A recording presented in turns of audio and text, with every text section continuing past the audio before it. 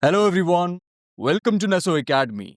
In the previous lecture, we installed the code blocks IDE and now we are in the state of writing our first C++ program. The name of this lecture is Your First C++ Program. So without any further delay, let's get started with this lecture and let's see what are the topics. There is only one topic and the name of the topic is Your First C++ Program. In this lecture, we will understand how to write our first C++ program. For this purpose, let's move to my machine. Now we are on my Windows machine and we are ready to write our first C++ program. In order to write our first C++ program, we need to open the code blocks application. But before opening the code blocks application, I want you to create a folder in your desktop.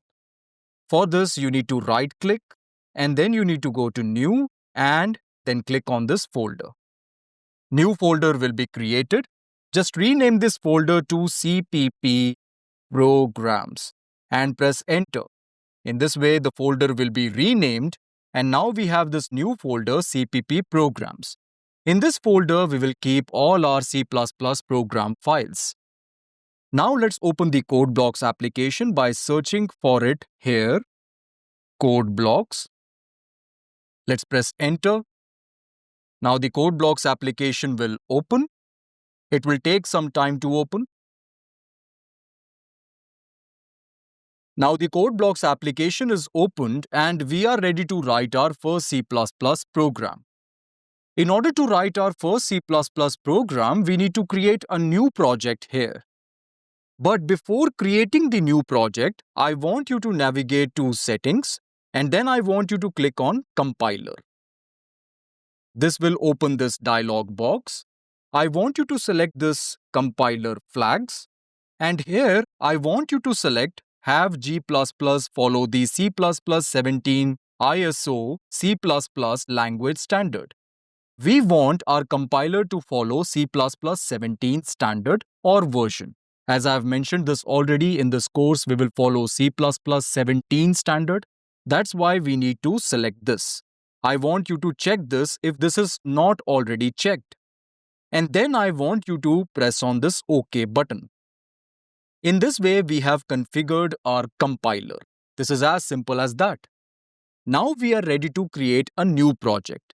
And by project, I mean the collection of multiple files which are meant to solve a specific problem. Although in this specific lecture, we are not going to create multiple files, only one file is needed. But still, I want you to understand how to create a new project in C++. For this purpose, you need to navigate to File and then New and then Project. Just click on Project.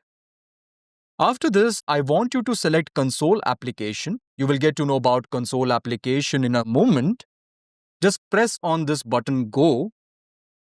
Then after this, I want you to click on this button Next. Then select C++ and click on Next. After this, I want you to provide the project title. Let's provide the project title as Test. And then you can also select the folder to create project in.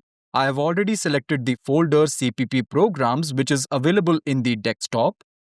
If this folder is not provided here, just click on this button and you can go to Desktop and then select CPP Programs and then click on this button, Select Folder. In this way, the path will be visible here and you can continue. Just click on this Next button. After this, I want you to keep these settings default and click on this Finish button. In this way, the new project Test will be created. This is workspace which represents the area where the active projects are available. Currently, this is the only active project, that is Test. And under this project, we have this Sources folder which is automatically created by the IDE. If we click this plus button, we will observe the main.cpp file which is available in this Sources folder. We just need to double-click this file to open this file. After opening this file, we will observe this code which is already provided to us by the code blocks IDE. So this code is provided to us and we can run this code as well. In order to run this code, we can click on this button, that is Build and Run. This is the Build and Run button to which we can click. If we click on this button, we would be able to build this program and run this program. Now let's understand what is the meaning of build and run. By build, I mean converting the source code to machine code. So it represents the entire process of translating the source code to machine code.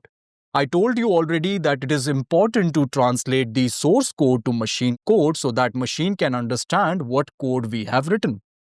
This code needs to be translated to machine code so that machine can understand this. And machine wants to execute, therefore, machine code needs to be produced. After producing the machine code, we need to run the code. This means we need to execute the code. And this is the meaning of build and run.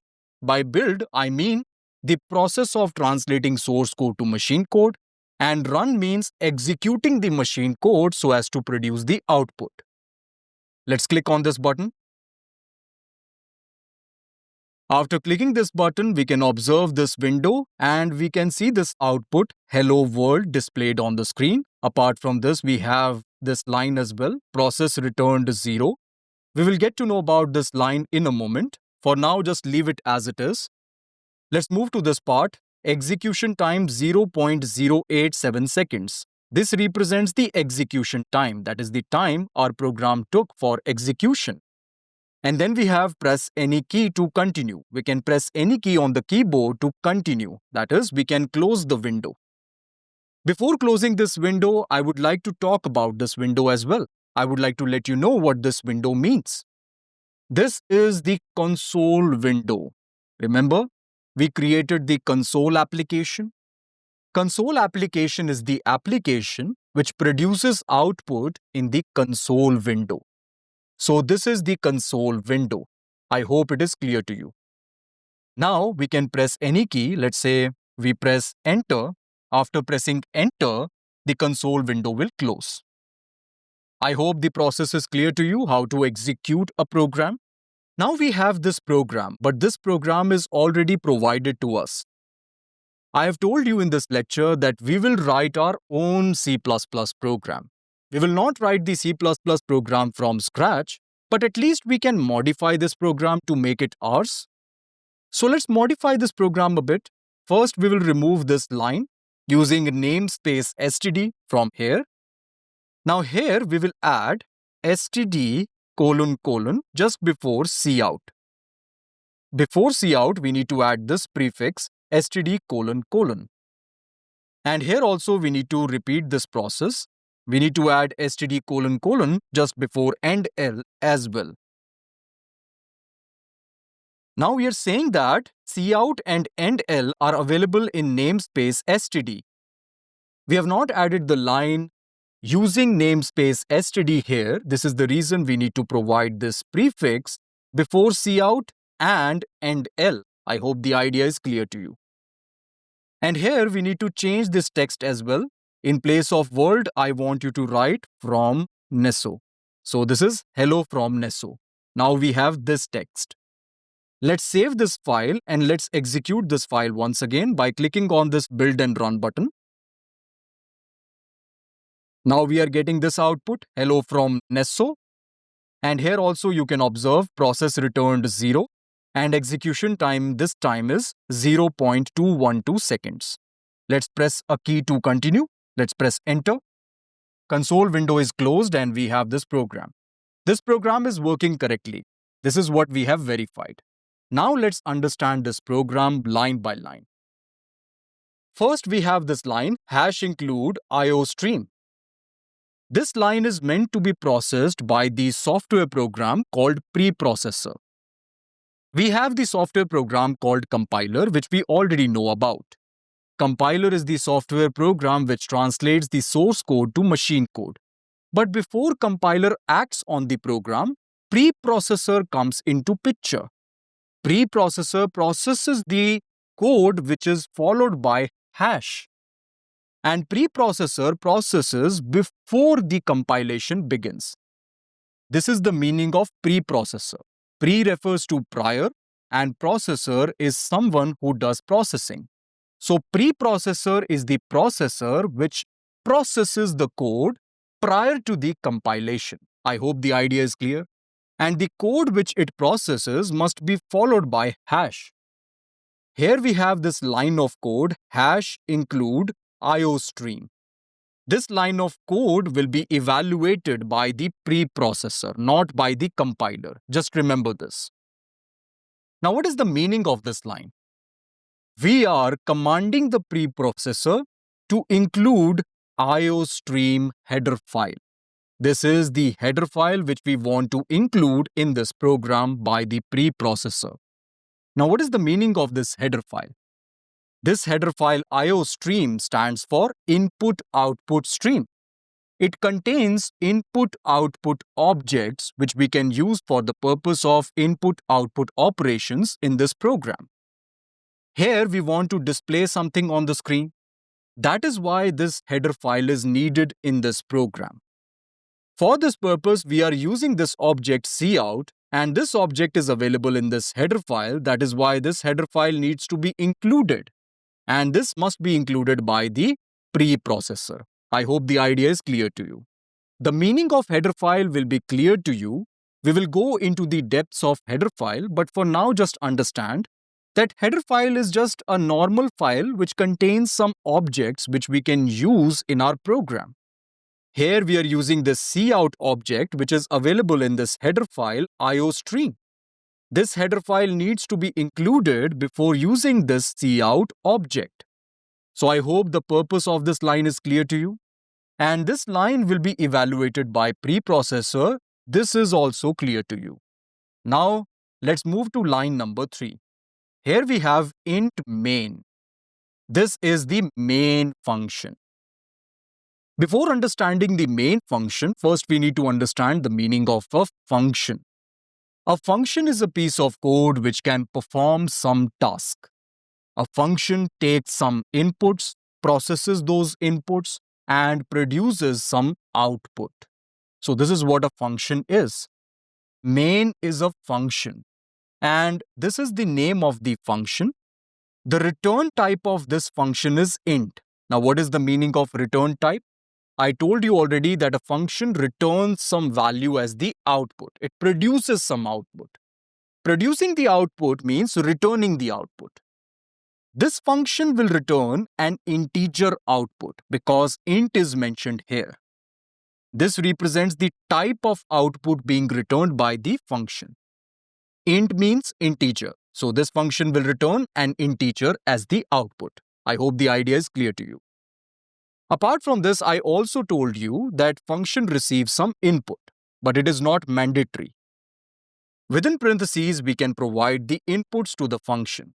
To this main function, we are not providing any input, and it is not mandatory, therefore it is fine. So, after the name of the function, we must have parentheses, and within parentheses, we can provide the inputs to the function. I hope the meaning of this line is clear to you. After this, we have this pair of braces. Now, what does this mean? This represents the body of the function. This means this represents the main logic of the function. So, this pair of braces represents the body of the main function. And here in this body, we have these two lines which will be executed when this main function will be called. Now, what is the meaning of calling the main function? Calling the main function means kind of executing the main function. If we want to execute the main function, we need to call the main function. But main function is not called by us, it will be called by the operating system. Operating system calls the main function, and main function returns the result, that is integer in this case, to the operating system. I hope it is clear to you. Now let's understand the meaning of these two lines. Here we have std::cout. I told you already that cout is available in IOStream header file. This object allows us to display something on the console window. Before cout, we need to add this prefix std::. And here we have these two less than symbols. Then we have this text, hello from Neso. This text will be displayed by cout as we are providing this text to cout through these symbols. I hope the meaning of these symbols is clear to you. These symbols have the direction from right to left. This means hello from Neso will be provided to cout and cout will display hello from Neso on the console window. After this, we have these two less than symbols. Then we have std : end L. End L represents new line. After printing hello from Neso on the console window, we want to display a new line. That's why end L is added here. And this needs to be provided just like hello from Neso to cout through these less than symbols. So I hope the meaning of this line is clear to you. Let me summarize this for you. With the help of this line, we would be able to display hello from Neso along with new line on the console window. This is because we have this cout object here. Then we have this line returns 0. After execution of this line, 0 will be returned to the operating system. I told you that the function will return some value. The value which is returned is 0 and this value will be returned to the operating system. Operating system is the caller of the main function and it will also receive this value. This value indicates that the program has executed successfully. So I hope the meaning of 0 is clear to you. 0 indicates that the program has executed successfully. If this main function returns a non-zero value to the operating system, then it indicates that the program has not executed successfully. So this is the overall idea of this program. Let me summarize this program for you. First, we have included the IO stream so that we can use cout object. Then we have this main function. This is considered as the entry point of the C++ program. This main function will return an integer value to the operating system, and operating system is responsible for calling this function and executing this function. Here in this body, we have these two lines. After execution of these lines, hello from Neso along with new line will be displayed on the console window and 0 will be returned to the operating system. Returning 0 means the program has executed successfully. Now let's execute this program by clicking this Build and Run button. After clicking the button, we are getting this console window with this output hello from Neso along with this new line. And then we have process returned 0. Process has returned 0. This means the program has executed successfully. This line indicates that return 0 statement has executed and the main function has returned 0 to the operating system. I hope the idea is clear to you. Execution time is 0.031 seconds. This means the program took 0.031 seconds to execute. Now we can press any key to continue. Let's press enter. Console window is closed. Now we have this program and we learned exactly how this program works.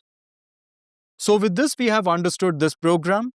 Now let's modify this program to introduce an error so as to let you know exactly what happens when an error occurs. Let's remove this less than symbol from here. We are now having just one less than symbol. Let's save this file by pressing Ctrl S and now let's click on this Build and Run button. You can see we are getting this error, no match for operator less than. We have just one less than here. We need to add two less than. Here we are getting the error in line number 5. This is what we can see. So I hope it is clear to you. If we have error in the program, we will get the report of the error here along with the line number. We now can add less than and we can save this file by pressing Ctrl S. Then after this, we can click on this Build and Run button to execute this program. And now we are getting this output, hello from Neso, process returned 0. So with this, I hope this program is completely clear to you and now you know how to write your first C++ program. I want you to delete this entire program and rewrite this on your own to practice it a bit. So we learned how to write our first C++ program, and this means we are done with this topic, that is your first C++ program, and we are done with this lecture as well. Okay friends, this is it for now. Thank you for watching this presentation. I will see you in the next one.